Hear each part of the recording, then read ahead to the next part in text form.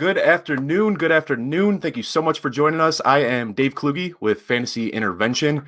We have my co-host Troy, and then we've got an amazing guest today, Mike Tagliere. I'm so excited to have him on the show.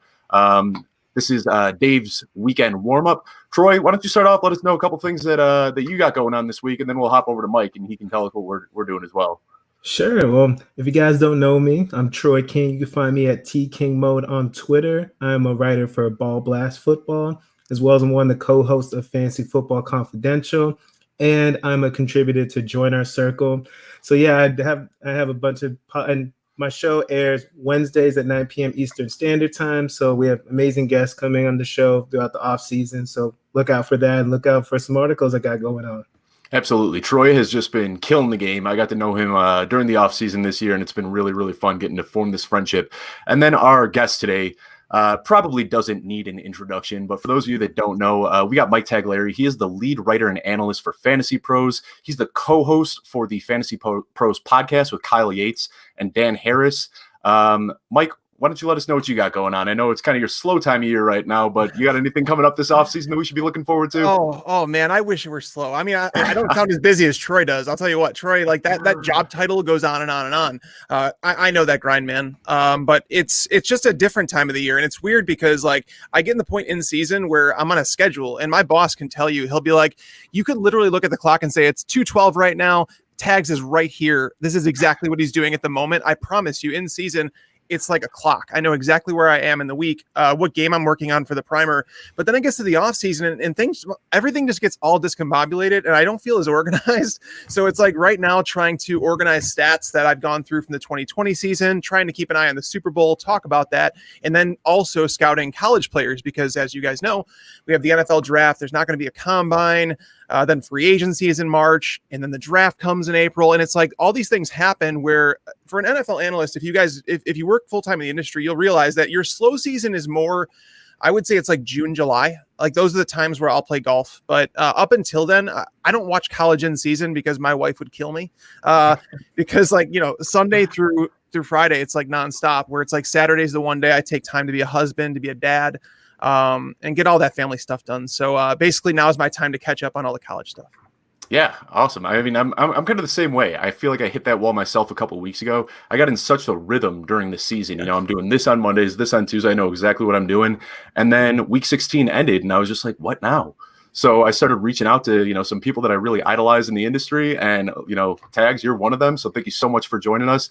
For those of you that don't know or haven't read this already, Mike Tagliere writes, in my opinion, the best article that you can find every single week. It's his primer, and it's just awesome. He covers every single team, the matchups, specifically how injuries are going to be affecting those matchups. And then in addition to him writing that, they also have a new tool called My Primer, where you can hook it up to your team. You go on there and you just get an in-depth dive on every single player specific to that week. I mean, a lot of people are trying to get into fantasy football and say that they don't have the time for it. Just get a FantasyPros account. Look at My Primer every Sunday morning for 10 minutes. That's really all you need. Michael Tagliere has got you covered. So on today's show, we're going to cover a couple things. First of all, we're going to do a quick little Super Bowl preview.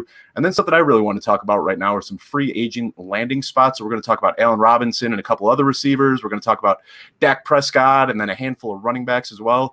And then if we have some time later, Tags, I don't know if you see this right here, but I got the Bears helmet behind me. That's signed by Jay Cutler. I am a Chicago guy, currently living in Colorado, but I'm a huge Bears fan. So if we get time to do just a little touch of Bears talk, we'll squeeze that in at the end. Cuddy, come back. Did you ever see that song? Did you ever see the song that someone made? Oh, so good. I miss Jay Cutler. I do. I do too. I don't, because I'm a Dolphins fan. So I had to deal with the shell of Jay Cutler, and also we had your Jordan Howard hand-me-downs too. So not great at all. No. Yeah, man, those were fun years with Cutler. Little playoff success, but man, they were certainly some fun years.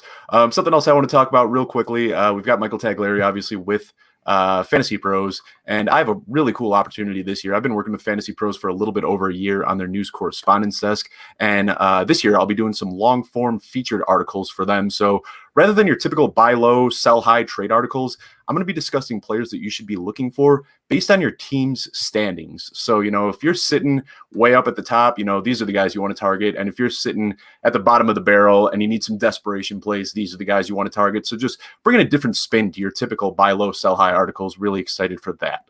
All right, so let's dive into it. Anybody that watches my show knows that I'm not huge on single game DFS slates, but the Super Bowl's next week. I feel like it would just be terrible to ignore that we've got that going on. So the first question I have for you, Mike, we've got the MVP slot in FanDuel where you can, get 1.5 times the points. Who are you locking in there? I mean, is it Mahomes? Is that the only option you're going with, or is there a better option for that MVP slot? I think it depends on the contest you're playing. So I'll admit myself, I'm not a showdown player. I don't like one game slates because everyone's looking at it. So when I write the primer, I go through every single game, so I get a good idea as to the players that are going to kind of go overlooked, and it helps me find value in those guys. There's no value in the Super Bowl. Everybody's looking at the same game. So if you're in a cash game contest, I don't know how you avoid Mahomes in your MVP spot because the Chiefs, they don't really care about running the ball. They don't have to run the ball, and Tampa Bay doesn't allow you to run the ball. So everything is going to go through Mahomes. But if you're in more of like a tournament, there's going to be a lot of novice players that are going to go out there and put Mahomes in their MVP slot. And it's not to say that can't work out, but if you're going to look for a contrarian play, I'd go down to someone like Nicole Hardman. Hardman is a guy that over the course of his career is essentially similar to Tyreek Hill in the fact that they're so efficient, where if he gets 6 targets, that 6 targets could turn into 22 fantasy points. And if you get that near MVP spot with, a 7.5K salary, it allows you to do some crazy things with the rest of your lineup that not others will do if they have Mahomes in that spot. But it's a little weird on FanDuel too, though, because FanDuel, you basically get one cheap player and you can play anybody you want. Whereas in DraftKings, it's a little bit tougher to do that.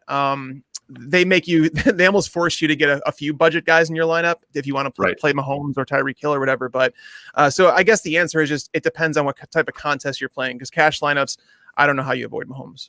Yeah, I wouldn't be surprised if we see Mahomes sitting at 100% ownership this week. I mean, you can't not play him. Yeah. Troy, you got any insight on this? Is there anyone you're looking for? I do love the Nicole Hardman shout out, by the way. I was singing that all off season. Unfortunately, it didn't hurt, but if you're looking for a contrarian lineup, that's probably the way to go.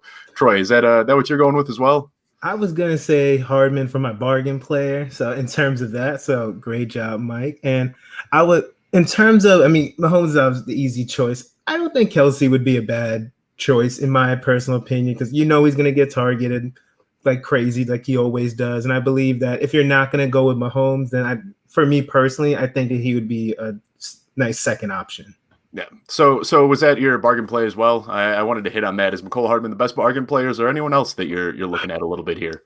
I don't know if I'm actually going to go with him, but I wouldn't be surprised if Darrell Williams has a good game. I know the Chiefs don't run a lot, but he's looked good pretty much all season in terms of when he's gotten the opportunity. So it's a little contrarian, but I wouldn't be surprised if Darrell Williams has a big game. All right. And you tags, is that what you're going with as well?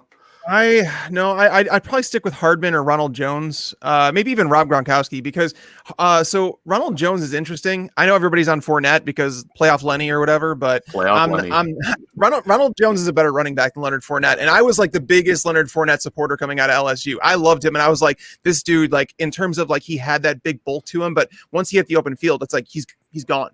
He got to the NFL, and it was just like he was running with weights, and it never worked. So I don't really believe in him. I think Ronald Jones is to the point where he's healthy. Bruce Arians has showed you that he'll kind of just change things up. And I remember last year thinking, Ronald Jones, he's the guy now. And then all of a sudden Peyton Barber would get like 16 carries. Oh my gosh. It was frustrating for sure. But Fournette, all he has to do is drop one pass and basically he's going to get benched. So Ronald Jones is an interesting one at 8. But Rob Gronkowski at 6,500. Kansas City really doesn't allow the big play against them. They've been limiting that all year. So if you're like Brady, I know he took shots down the field all year long, but he's going to have to take what the defense gives him here. And Gronkowski should be the guy underneath, especially if, someone like Antonio Brown isn't 100%. I know they're expecting him to play at this point, but if he is out there, it could be as a decoy. It is the last game of the year, so why not? So Gronkowski has the experience in that big game. The nerves ain't going to get to him. So at 6,500, he kind of makes some sense. Yeah, I think in the Super Bowl, leaning on the vets is definitely the way to go. I just don't know what to expect with that backfield, though. I mean, we haven't seen Bruce Arians really lean on a bell cow running back since 2016 with David Johnson. Since then, it's like he's shuffling the deck every single week, and it makes it really frustrating when you're trying to play DFS and pick who that guy is going to be. Well, we got a whole nother week to talk about that, and I'm sure that's going to be a huge talking point, are these DFS lineups. So let's dive into some free agent landing spots. We've got one of the best in the business here, so I really want to try to help our viewers get ahead of the curve. Right now, people aren't talking so much about free agent landing spots, but now's a good time if you're in a dynasty league to try to think about where these players might land and try to buy low or sell high on some of them. So the first guy I want to talk about is somebody very near and dear to my heart, and I'm sure yours as well. Tags. We've got Allen Robinson. Might not be the number one free agent on everybody's list, but he's the number one on my list. Where do you expect Allen Robinson to end up next year? And then for fantasy purposes, where would you like to see him end up? Oh, for fantasy purposes, where would I like to see him end up? There's so many question marks about this year. And the reason I say that is because this is a year unlike any other. So as of right now, there are 14 teams. Sorry, guys. There are 14 teams that are basically that are right now, they don't have the salary cap space to sign one player, let alone someone like Allen Robinson. So you're going to see more big name players be cut than ever before. You're going to see teams go through massive changes. The Saints, as of right now, are $100 million over the cap. The Saints are going to look like a different roster in 2022 or 2021, but we don't know what that's going to be. We don't know who they're going to cut. And that goes for a lot of these teams. Ben Roethlisberger, they've been rumoring about that. Matt Ryan, they've talked about him potentially getting cut in Atlanta. I don't know if that stuff's going to happen, but it's going to have a butterfly effect on everything. And on top of that, it's the worst time ever for these players to be a free agent because teams have to be conservative with that money. So you might see players say, I'm going to take a 1-year approach. Someone like Allen Robinson saying, you know what, I do want to go play with a good quarterback, but at the same time, it's like I need a 1-year prove-it deal because basically what they need for it to happen, the NFL needs to get that revenue back up, get fans back in the stands, get that salary cap to be raised in 2022, and then allow them to sign a bigger deal because teams will have more salary cap available. But right now, it's so tight. So you're looking for teams to sign a 1-year deal, and you have to look at the teams with cap room. So I was kind of going through that the last couple of weeks, and I noticed like the Colts are a team that has plenty of cap room. They're also a team that has been linked to Matthew Stafford because Detroit and Stafford they're divorced. Okay. It's the weirdest thing. I don't know why in the hell they did it this way, but why would you announce to the league, we've decided to part ways? Like we're already divorced. We just need the highest bidder. Whoever's going to pay the most, you're going to take them.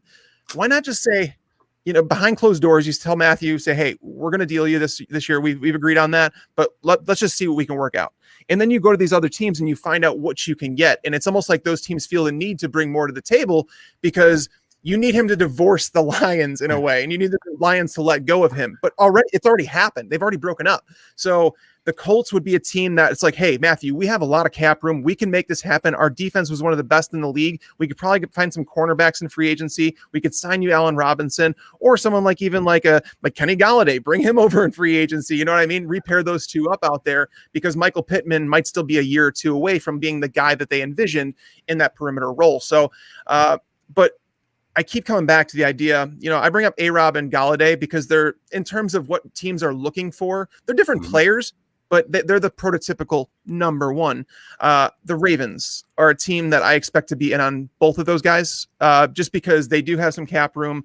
Lamar Jackson needs a number one. I think that they've realized over the last 2 years that Marquise Brown, while he is a great player, he's not that guy. He's not your go-to receiver. They need someone there. It's like, George Kittle was fantastic. Deebo Samuel, is he a number one? I don't want to say that, but Brandon Ayuk, those two are going to work well together, and then you have Kittle. They need to add someone there. So Allen Robinson, someone that could win those 50-50 situations, or like a Kenny Galladay, that's who Lamar Jackson needs. So those are the teams that I would put on A-Rob and Galladay would be the Colts and the Ravens as the two favorites. Yeah, and I think that, lumping those two together in free agency, like you said, they're different players, but when you look at their build and their speed and the way that they play the game, they are very similar.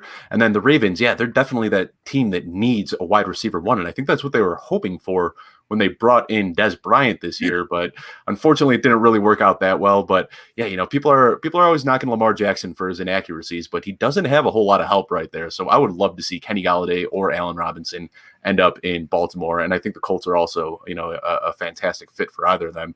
What about you, Troy? I know you're not the biggest Allen Robinson fan in the world. Where do you expect him to land this year? I never said that. Oh, I'm biased about this answer. So another team that actually has some cap room is the Miami Dolphins, and we need a receiver too. So I'm being a homer, but at the same time, he could definitely, that's a team, in my opinion, my biased opinion, that can use a number one like that. I believe Devontae Parker, he still had a decent season despite kind of the up and downs of the season. But I believe that if we can bring in Allen Robinson and Parker plays more as the two, I think that we can be – I think it would be huge for us going into 2021. I mean, that might be far-fetched, but I wouldn't be surprised if the Dolphins were looking at him.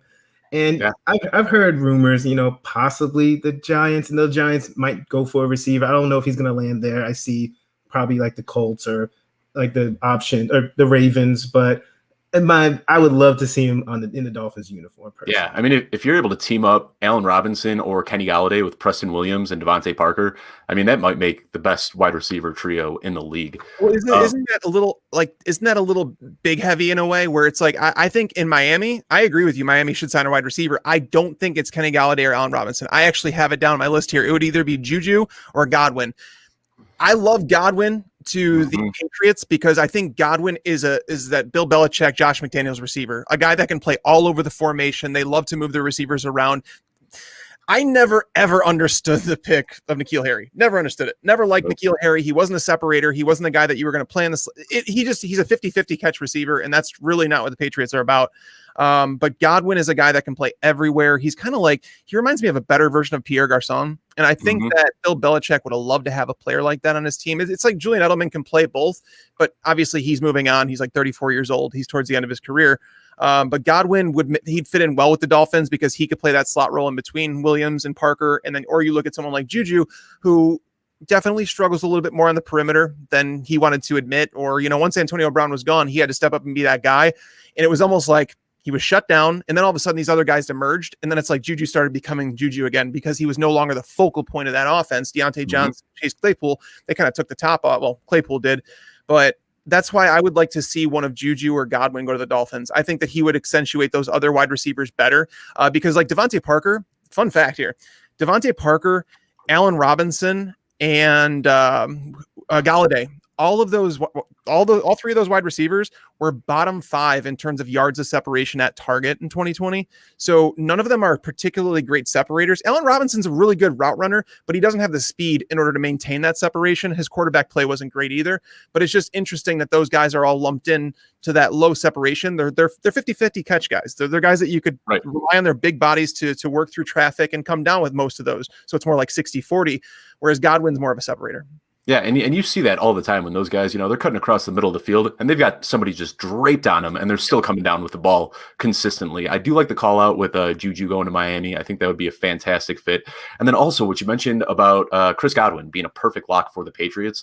That's why I had Godwin as my wide receiver 2 this year. I thought him and Tom Brady were just a match made in heaven.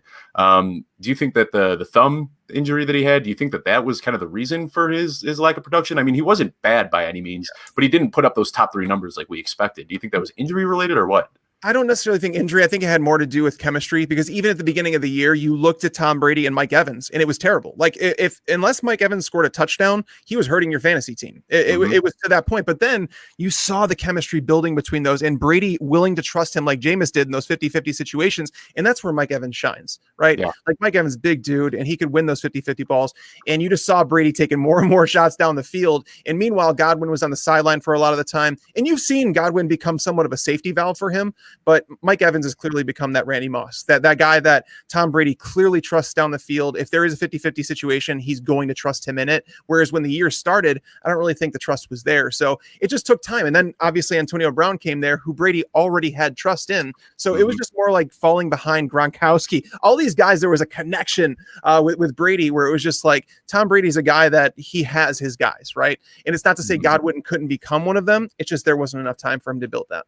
Yeah, I'm excited to see Godwin land somewhere where he could just be the wide receiver 1 because he's just so talented, and I'd love to see it. So I think we hit on the 4 big free agents: Allen Robinson, Chris Godwin, Juju Smith-Schuster, Kenny Golladay.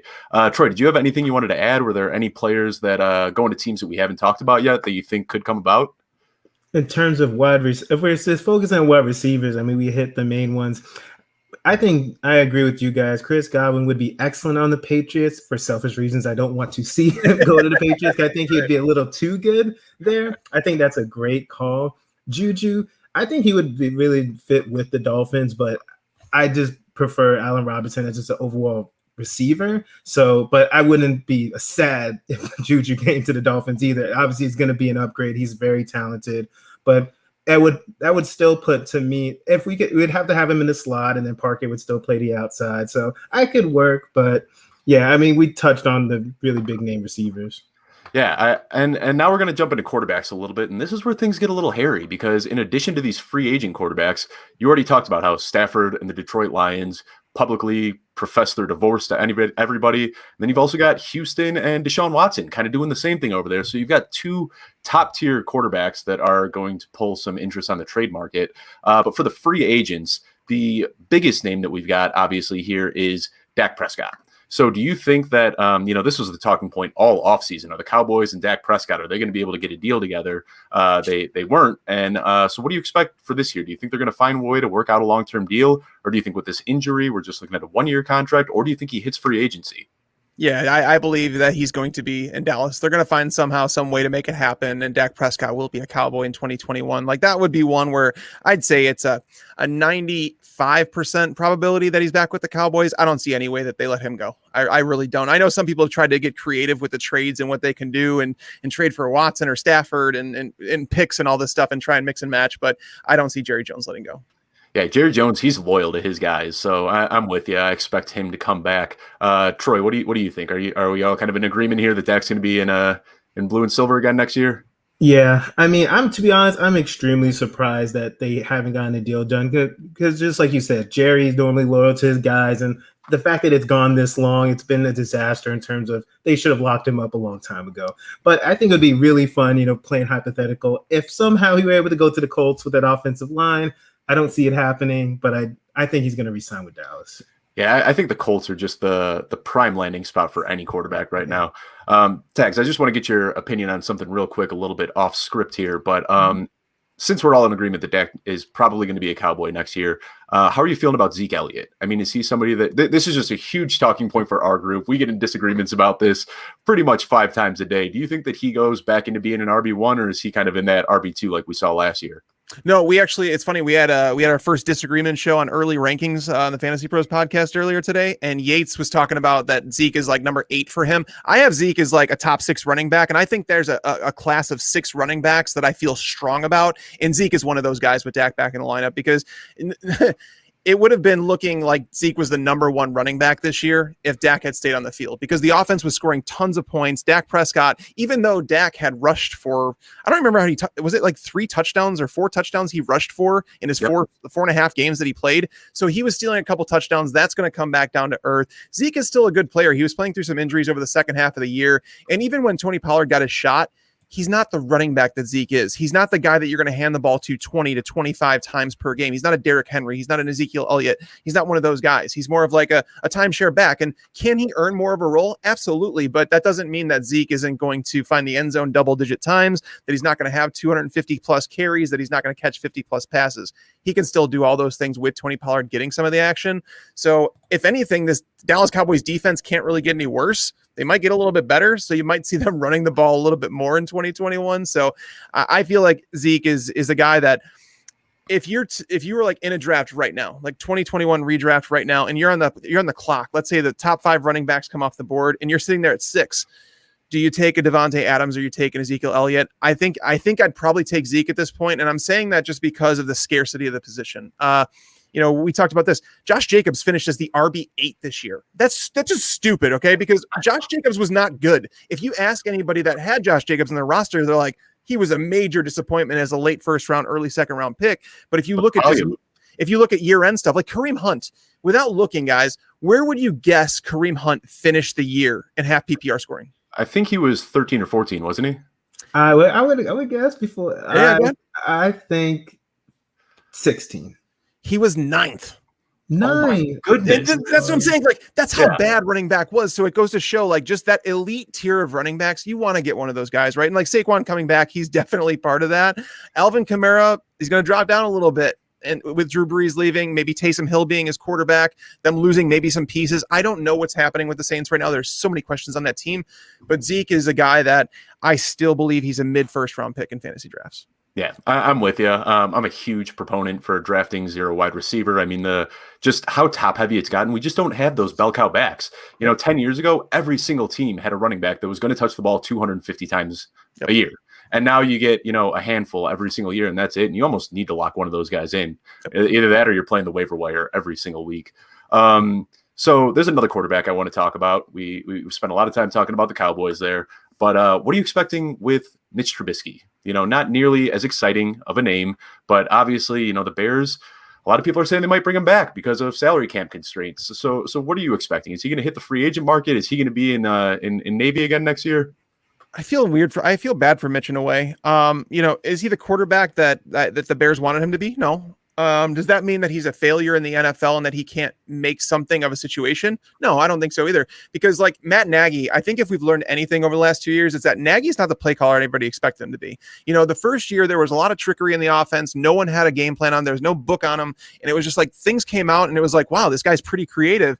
And then it's like, we get to 2019 and it's like, he didn't change anything and everybody has the book and everybody knows there's no more secrets. And then it's like, okay, there's probably somewhere in the middle, right? No, 2020 was the same thing. It was just like, and I was really surprised that Matt Nagy wasn't fired.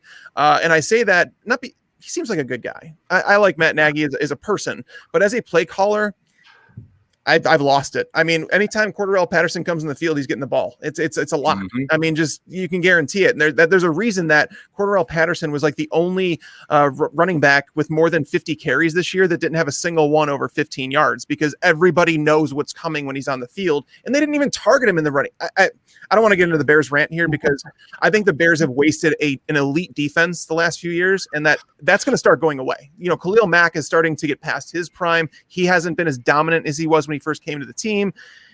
I'm just so frustrated with this team. I think for Trubisky, I think he should want to go elsewhere. He was someone that was coming into the NFL, with just a handful of starts under his belt with North Carolina. He was a one-year starter, and we knew it was going to be a transitional period for him to learn. But being in the Chicago media, you're expected to produce right away. And if you're playing well, they love you. If you're playing like crap, they hate you, and they'll write you off. I mean, Jay Cutler, I remember because people look back now and they're like, oh, Jay Cutler, what a bust. There was a time when Cutler was the quarterback of the Bears, and when he hurt his thumb on the sideline on a tackle, you should have seen the newspaper, the media, everyone the next day was like, oh my God, what are we going to do without Jay Cutler? And it's like, yes, Jay has that ability, but Jay never had any consistency in an offensive coordinator. Now, Trubisky did. And has he been disappointing? Yes, he has. But then you also look at the other quarterbacks that have had a chance in that system. And you say Chase Daniel didn't look very good. Then you're like, Nick Foles, they brought him. I hated the Foles signing, by the way, the trade, I should say. But they bring in Foles, and he looked like garbage, like hot garbage. It was just terrible. So at some point, do you say, is it all on Trubisky here? I don't know, because I actually did a stat. I did an article. I released. It's one of my favorite articles to do. I released it yesterday. It's 175 interesting facts. Okay, so it's finally the offseason. I have a time to go back and find these I want to find stats that people like perk up their ears and they're like, wait, what? Yeah. One of them was that there were 7 quarterbacks in the NFL this year who had higher than an 84 quarterback rating under pressure and higher than a 95 quarterback rating from a clean pocket. Trubisky was one of them. The other 6 quarterbacks were all like considered elite quarterbacks, the guys that you want to play. So it's like, okay. And it's a very fickle stat. And I know that quarterback rating can be like twist and turn in a lot of different ways, but I don't want to write off Trubisky's career because he's in this system. I would rather see him go elsewhere. And to be fair, a team that I'd like to see him go to is like the Steelers. They seem pretty in love with Mason Rudolph for whatever reason, but to kind of put Trubisky behind someone like Roethlisberger, I want to see him on the bench to learn from a quarterback that is actually better than him. And I don't think Nick Foles is that guy. And I think that was the plan with Mike Lennon, wasn't it? That he was going to sit behind Mike Lennon and learn. Troy, I see you wanted to chime in here, Troy. What's up? Yeah, so I do have a question though. So if Trubisky isn't the starter for the Bears, and Tags and Dave, any of you guys can answer, where is a realistic place that he could actually be a starter, or is he going to be a backup? He's going to be a backup. Yeah. He's going to be a backup for a team. And, it could be a thing where it's like he has to wait to get that shot again for an injury. And that's why I thought Roethlisberger would make some sense, just because Roethlisberger has been a bit banged up late in his career. He's getting to the point where it's like, does he have one more year? Trubisky's a competent backup. I think Trubisky's going to be viewed as a competent backup in the league. I think he'll get a 2 or 3 year deal with some team as the backup to maybe a veteran that they're worried about staying healthy. And that should be fine with them. What the Bears should have done this offseason is went out last offseason. I mean, instead of laughably trading for Nick Foles and that stupid contract, they should have just signed Andy Dalton. Andy Dalton should have been a guy that he could run that offense just fine. Or Ryan Fitzpatrick. It even got to the trade deadline this year where the Bears were still a contender for whatever reason. And Yates has called me the Bears pessimist. So yes, I'm a Bears fan, but I'm also a realist. And I evaluate the team not from a fan standpoint. I do it for my job. And my job will always become before my fandom. So I wanted the Bears to sign Fitzpatrick because at least if for whatever reason the defense had a bad day, he has an opportunity to bring you back in the game. Where it's like you had Foles or you had Trubisky, you felt like you were never, ever coming back. Yep. And that's the problem with the Bears. So for Mitch, I kind of hope that he doesn't come back next year just for his own, for his own sanity. I mean, the cards were stacked against him from day one. You remember, what was it, 2-3 days after he was drafted, had never taken a snap, hadn't even been to Hallis Hall yet. He was at a Bulls game. They showed him up on the Jumbotron, and the entire crowd was booing him. Like, this kid just got drafted second overall as the quarterback, face of the franchise, and everybody in Chicago hated him right off the bat. So I feel bad for him. I think that he deserves a second chance. I'll chime in real quickly here. I think that Trubisky is going to end up on the Patriots. That's something I've heard a couple people say. And, now that they don't have Tom Brady, I think that Bill Belichick is starting to try to find a way that he can run the ball a little bit more. We saw it this year with Cam Newton. And Trubisky doesn't have the best legs ever, but when it comes to getting outside the pocket, moving the ball with his feet, that's something that Trubisky can bring to the table. So it wouldn't surprise me to see the Patriots make a move on Trubisky this offseason. So we've covered the wide receivers. We've covered the quarterback. We do have a handful of running backs that are also hitting free agency. We'll start with the big name, first and foremost, Aaron Jones. First of all, where do you expect him to land? I mean, I feel like everybody's kind of saying the same two teams, but I want to see if you've got any additional insight on this one, Dags. All right. So I love Aaron Jones. First and foremost, I said before this season, and again, this is me where people's telling me I'm a Packers fan now. People say I'm a Packers hater because I like the Bears. They don't know what I am, but what I am is a fan of talent, and Aaron Jones has a lot of it.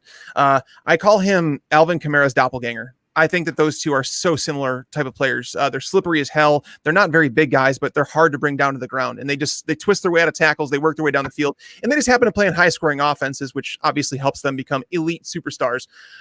Where is Aaron Jones going to go? I don't think the Packers are re-signing him. After the draft pick of A.J. Dillon, I mean, I don't even want to talk about the Packers draft. That was terrible. I feel bad for Aaron Rodgers as an obvious Packers fan.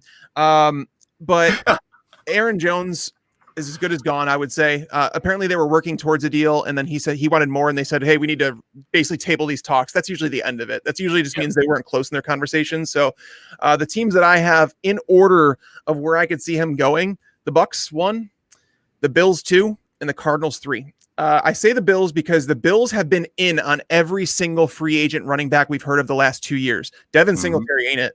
Okay, Zach Moss had questions about his injuries coming in. They spent a third-round pick on him. They can move on from the running backs that they draft in the third round. No problem. We saw the Bucs do it with Keyshawn Vaughn. They realized that he just wasn't the guy they'd hoped. So the Bills have been tied to so many different running backs. I think the Bills make a whole lot of sense as a team because they're in it to win it right now. Because when you think of a running back that like Aaron Jones that is going into his second contract, he's going to want to get paid, and rightfully so, because the guy, he was drafted late. He needs to make some money, and it's a limited shelf life for running back. So Aaron Jones should be looking money first, and you have to find teams that have the cap space available to do it. The Bills do. They're a contender. They happen to need a running back. Another team is obviously the Bucs, because the Bucs, you have to ride this wave as long as you can. I hate it when teams start to say, oh, we need to cut this down. We like the Patriots in a way where it's like, they almost said, we're done. Like we've rode this wave as long as we could. We're cutting ties. We're done. I know Brady had part to do with that, but if they would have treated him maybe differently, I think there was a tension there between those two. But basically, you ride that wave. And Tampa right now realizes this is what Tom Brady brought us. We're going to the Super Bowl because of Tom Brady, and not just that, but the recruiting that Tom Brady can do. So if you say, this would be the Bucs answer. So they have Ronald Jones and Aaron Jones in the same backfield. It would be the answer basically to Latavius Murray and Alvin Kamara in New Orleans. But then you have Brady under center and all those receivers. And it's like, wow, if we lose Godwin, it's not the biggest deal because Aaron Jones is a hell of a receiver in the passing game. like if you actually watch Aaron Jones, they don't use him a whole lot in Green Bay because he's a guy that loves connecting with his wide receivers. He just always has been. But when they do even target Aaron Jones down the field, the guy, he adjusts well to the ball in the air. If there's a back shoulder throw, he doesn't just turn his body right away and let the defender know what's happening. He waits till the last moment. He's a smart wide receiver. I like Aaron Jones a ton. So the Bucs would make sense pairing him with Ronald Jones, the 1-2 thumper, and kind of mixing and matching them. Aaron Jones playing all third down. He's obviously used to being in a timeshare, keeping him fresh in the sidelines a little bit. And then you go to someone like Kenyon Drake, who was on a transition contract that the transition tag they had on him. He didn't live up to expectations. So I would expect that team to move on, but I don't think Chase Edmonds is the answer. I think he's a little bit brittle. He's a little bit small for a prototypical workhorse running back. I think they ideally like to keep him in that 7 to 10 touch role. So bring in someone like Aaron Jones, someone who's a better version of Kenyon Drake, a lot better version. And then you have Drake maybe go to a team like the Bucs. So this is like a Ferris wheel where we're going around because Bruce Arians has been willing to take shots on older running backs, guys like Adrian Peterson, guys like Chris Johnson, and then you go to LaShawn McCoy, Leonard Fournette even. I don't want to say he's old, but he seems pretty old at this point. And so if you take Kenyon Drake, a guy who was considered a third down back earlier in his career, he could be a good guy to mesh well with Ronald Jones. So those are the three teams I pegged Aaron Jones to, but I think the Bills would be a lot with Sean Vaughn playing that relief role. But yeah, them going out and they're already the favorites in the NFC North next year, or in the NFC next year. If they can add one of those top running backs, that's something I haven't even thought of. Another free agent running back I want to talk about though, and this one is probably going to be a little bit sad to talk about, but what are you thinking about Todd Gurley? I mean, are we going to see him even playing next year? Is his career done? What are we expecting with Todd Gurley now? I mean, this guy was the consensus one, like the first overall pick just 3 years ago, and now we're talking about him possibly being out of the league. Oh, Troy, you want to take this one, man? Hey, I'll start it off. I'll warm it up for you, so you can collect your thoughts. Because trust me, this is when I saw this show sheet and I saw this question. This was really hard because he's not going to be back with the Falcons. Like they're going to move on. I actually wouldn't be surprised if possibly Aaron Jones is a candidate for the Falcons position or Drake to the Falcons. So it kind of all ties together. But Gurley, I just think that he's going to go to a team that already has, in my personal opinion, I think he's going to probably go to a team that already has an established running back one and maybe complement him, maybe some relief work. I don't think he's out of the league. I think he might have a little bit left. He was very successful. Again, the fact that he was an RB1 for most of the season was crazy to me. I mean, he just somehow landed in the end zone. He got lucky, and that wasn't sustainable. But I think that he can contribute to a team somehow. In terms of a specific landing spot, I've been struggling with this one. I really don't know. I mean, I just think he's going to just complement another team that already has an established running back one, in my opinion. Yeah. What do you have to say about this one, Dags? Part of me wonders if he just retires, man. He just looks done. And, it's funny. I'm glad that you brought the Falcons because Aaron Jones, when this year started, I was like, Aaron Jones, the Falcons next year. Oh, let it happen. Oh, my God. But the Falcons are in salary cap hell. They're not signing a free agent running back. They don't have the money to do it. I mean, they need to be in the bargain market for a running back that's like a second tier guy. And that's kind of like Todd Gurley right now, which is weird. But honestly, with the incoming running backs that they have coming into the NFL, like there's definitely two running backs coming in that are going to get starting jobs somewhere. And then there's a couple more that could get some of that conversation, but there's not a whole lot of jobs out there, to be honest with you. So, I mean, if you look at a team like maybe the Bears, like just because they have no depth behind David Montgomery, they have Tariq Cohen, but he's not really a running back in my opinion. He's more of like a Darren Sproles type guy, where he's not going to get a whole lot of work on the ground. So, but honestly, I think Gurley, it would make sense for him to retire. The guy's made a lot of money, and he looks done. I mean, I don't know. If he couldn't get it done in the Falcons this year, that offense that is really spread out, those wide receivers demand a lot of attention, and I think it's the end for him. Yeah, it's heartbreaking to see. I mean, that guy in his prime, I thought he was the second coming of Adrian Peterson. I thought we were going to see just the next, 8 years of elite play, and just to see him fall off that quick, it was tough. So we're running a little bit low on time here, but I do want to talk about a few Bears specific questions because I love your take on the Bears. You're very realist. It's funny, when I was living in Chicago, I feel like I was the eternal optimist because everybody there just builds up the Bears and you're always hoping for it. And then I moved out of Chicago and my approach towards the Bears changed quite a bit, and I don't have that same optimistic feeling anymore. So we got a few questions. First of all, you already said that you think Mitch is gone. So who do you expect the Bears' week 1 quarterback to be next year? I don't think he's on the roster. I don't think he's on the roster right now. I don't know who that is. Could it be someone that they draft? Maybe a quarterback falls in the first round to them. Maybe they make a trade to get up in the first round. But they've made it clear that the quarterback position is a priority. And Ian Rappaport said yesterday that they're one of the teams that is expected to pursue Deshaun Watson. I don't think, to be clear, I don't think Deshaun Watson's going anywhere. I think that he's staying right in Houston where he's at. I know he wants to go, but I don't think they're going to trade him. I just don't. To take on that contract and give up a bunch of picks, you need a team that's basically in a bad spot, which in turn puts Deshaun Watson back in a team that's rebuilding, and they have to have the salary cap room, which means they can't sign other players. Whole lot of problems with Deshaun Watson's contract that he signed right before this season. So it could be Andy Dalton. It could be Ryan Fitzpatrick. These are quarterbacks that they should be considering if they can't find.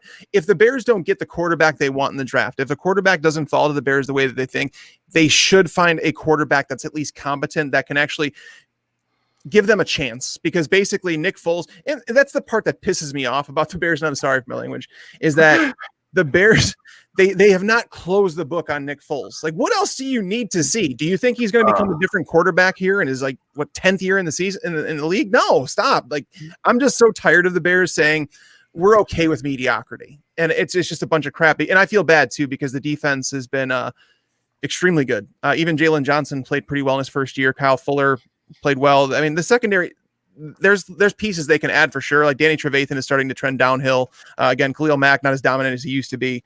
But don't even get me started on Robert Quinn. That was a terrible time. That's what I'm saying. The Bears haven't done very well in free agency. I think that's apparent. They've done good in the draft outside of their first round picks, Kevin White. But yeah, I would like to see someone I think Ryan Fitzpatrick is continually an underrated quarterback, and Kyle Trask, actually, quarterback coming in this year. Thank you. He actually, I don't know, I haven't listened to anybody in draft stuff yet, but while I watched Kyle Trask play, he reminded me of Ryan Fitzpatrick. And it's a guy that I think could go underrated. He's not going to have the ceiling, of the guys at the top of the draft. He's just not that guy, but he could be a competent quarterback if he gets it. So I would like to see the Bears sign a Dalton, the Fitzgerald, or draft a quarterback that they think can be the guy. Because if they start the season with Nick Foles, I'm just going to say now, I'm moving to Tennessee in a couple months, and I will inherit the Titans as my team. I will leave you the Bears. So the way it is now, the Bears are my child. Okay. They're my kid, but I will leave you for my stepchild. Okay. My stepchild's going to be the Titans, but I mean, we might have to flip that. I'll always root for the Bears, but at the same time, it's just so maddening being a fan of the franchise because it's one thing after another, man. If it's not one thing, it's another. It sucks. So I got 2 more quick Bears questions for you. David Montgomery, slow start to the beginning of the season, and then just blazing hot with that super soft schedule down the stretch with Tariq Cohen out of there. So are you looking at David Montgomery going into next season? Is he an actual RB1 now that he's kind of, shaking that off and had that good stretch of games, or is he still dropping in your rankings a bit? No, he won't be an RB1 for me. And I say that because Tariq Cohen will be back in the offense, going to steal a lot of that passing down work. That was one of the things that propped up Montgomery is he never came off the field. There was legit no other running back getting touches outside of Cordarrelle Patterson. And that was 3 to 5 touches per game. So it was like a James Robinson type situation where there was legit no competition. Cohen will get, let's call it 8 to 12 touches per game. The reason I don't think Montgomery gets there is because he's going to lose those touches. He is a better running back than he was. He's a fine running back. He's competent. Okay. He gets a little more yards after contact. He doesn't avoid contact that well, but it's the reason I don't believe he's an RB1 is because I do a study every year and I come out with this article. It's called How Much Does Team Scoring Matter to Fantasy Football? And it seems like such a stupid, an elementary type point where it's obviously the more points you score, the better. But I try to figure out the correlation to running backs finishing as RB1s or top 6 options and what type of offense they have to be on. And when you play on a bottom 10 scoring offense, which is, I think as of right now, we would probably project the Bears to be a bottom 10 scoring offense. The chances to finish as a top 6 running back or an RB1, I think it's like a 5% chance to finish as a top 6 running back. And it's like a 10% chance to finish as a top 12. So therefore he needs to be a 90 percentile type player. And I don't think he's that. So it's more like if you get him as an RB2, you're going to be happy with that. And I said that going into this year because I'm like, This is a guy that's locked into 240 carries. And there was a tweet I had. I can't remember the exact number, but I think it was like 232 running backs over the last 10 years had totaled 240 plus carries. How many of those running backs finished worse than RB25? Zero. Yeah. If you got the volume, you're locked in for a top 10 finish. But guys, the response to that was hilarious because everybody in the comments, you can go back to that tweet. You can find it. It's freaking hilarious. I go back and I laugh at it because there were people saying, yeah, if you want to finish 25th in your league, you'll draft David Montgomery. If you want to do this. And it's like, he fell to like the 7th round. It was stupid. So it was pretty funny. I said a lot of people looked pretty bad after that because he was a value. He wasn't a sexy pick when the draft. And I didn't say he was. I said he was a value if you wanted to go wide receiver heavy. If you wanted to get some of those studs, go ahead and then grab David Montgomery in the 6th round and you'll be happy with him. So I got one more, and this also isn't on the show sheet, but it's something we were talking about a lot today throughout our group. Cole Comet. If Jimmy Graham is gone next year, does Cole Comet slip into that low-end tight end 1 conversation with how shallow that pool is next year? Absolutely can. Absolutely can. I want to pull up this article I wrote because I don't even know. You heard it here first, folks. I want to know if I put it in there or not. I want to, because I know I was narrowing it down, trying to figure out if I was going to put it in, but it was a bold prediction that I said Cole Kmet finishes a top 12 tight end. I said this might come off as too bold considering we don't know who the Bears quarterback will be in 2021, but how many times do I have to tell you to follow the targets at tight end? Mm-hmm. Over the last 10 years, there have been 143 tight ends who have seen more than 80 targets. Just 20 of them finished outside the top 15 tight ends. And over the final 5 weeks of the season, Cole Kmet was someone that was transitioning into the full-time role. We actually saw him play 100% of the snaps in one of those games. Mm-hmm. So therefore, he is becoming that guy. He was on a 96 target pace over the final 5 weeks of the season, and that was with Jimmy Graham there. So if we're getting 80 plus targets from Cole Kmet, he absolutely has a good chance to be a top 12 tight end, especially if he's an above average tight end. And I think from what we've seen so far, he absolutely can be. He was a guy that when he was coming in, reminded me a little bit of Jason Witten. He's not the fastest guy at all, but he moves well. He's a very intelligent player. I do like Cole Kmet. Did I think it was a good pick at the time? No. And it's not because Cole Kmet was a bad player. I just did not like the draft pick of a 2nd round pick on a tight end when there were a whole bunch of other holes in this team, including the interior of the offensive line. And I think we had 9 tight ends on the squad at that time. I think we're like 20 tight ends. Exactly. So, I mean, that's the thing is like a team that you talk about the Bears, they were a team that were expected to win. And that's my problem with the Bears again now is that, again, if you're a Bears fan listening, I'm sorry. But the Bears keeping Matt Nagy and Ryan Pace, Nagy's Pace is one thing. Nagy's another thing. And keeping them, you're basically saying this team is going to push all their chips in to win because if they don't win this year, they're gone. They both know that. They're not stupid. So therefore, you're going to see them spend foolish money on players that might be towards the end of their career because it might save their jobs. If they make it one step further in the playoffs, that might do it. And then in the end, you're just going to continue to ruin your franchise because again, you don't have any. They trade draft picks like they give them away like it's candy on Halloween, and it's like this team. It really needs to rebuild. The Bears they're in a weird spot as a franchise, and unfortunately, Trubisky he wasn't the quarterback they thought he would be. But I don't know if the book should be closed on him. But I can go on the Bears forever. There's just frustration is all it is. And again, it's am I a fan? Do I want the best for him? I absolutely do. But would I run the team the way that they have? Absolutely not.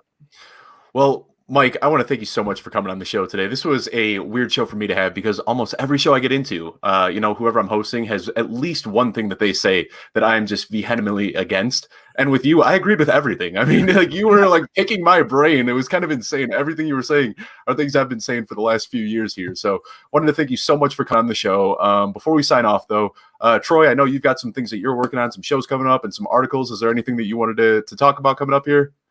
Sure. Well, just reiterating before, you can find my podcast, Fantasy Football Confidential, Wednesdays at 9 p.m. Eastern Standard Time. And we're going to be going for the most part every other week. Sometimes it'll vary, but check that out. You can also find my articles on Ball Blast Football as well as join our circle. And I just appreciate everybody's support. So thank you. Yeah, Troy, you've been absolutely killing it this year. Mike, thanks again. Is there anything that you've got going on this offseason that you'd like to talk about specifically where we can, well, obviously we know where to find you, but what do you have going on that we should be looking out for? No, I mean, check out the article I just put up. I mean, it's fun. It's an article that 175 facts, you said? Yeah, it's 175 interesting facts from the 2020 football season. And it's basically stats that, again, I want you to read it and I want you to like legit, even if it's like one every 5 stats that you're like, what? Like, no way. And then I've had people legit say, I went and double checked that and it was right. That's what I want. That's the reaction I want. And it's a fun one because it could start conversations, among you and your friends and stuff like that. It's just, I don't know. I love football, and seriously, anything I do is going to be up on Fantasy Pros. We're going to continue with the Fantasy Pros football podcast throughout the off season. Yates is starting a dynasty version of it, so a lot of stuff, man. But thank you guys for having me on. I like seriously, it was a good time talking with you guys. I like talking football. If you guys couldn't tell, I do. I still love football as much as I did the day I started writing. So it's just a matter of like time. So I'm happy that we were able to make this time work. Yeah, same. Thanks again so much for coming on. Before we sign off, I just want to plug our YouTube page real quickly. We've got DJ. He's been coming out with these taste tester videos. He's done them so far on Melvin Gordon and Damian Harris. So check those out because they're hilarious.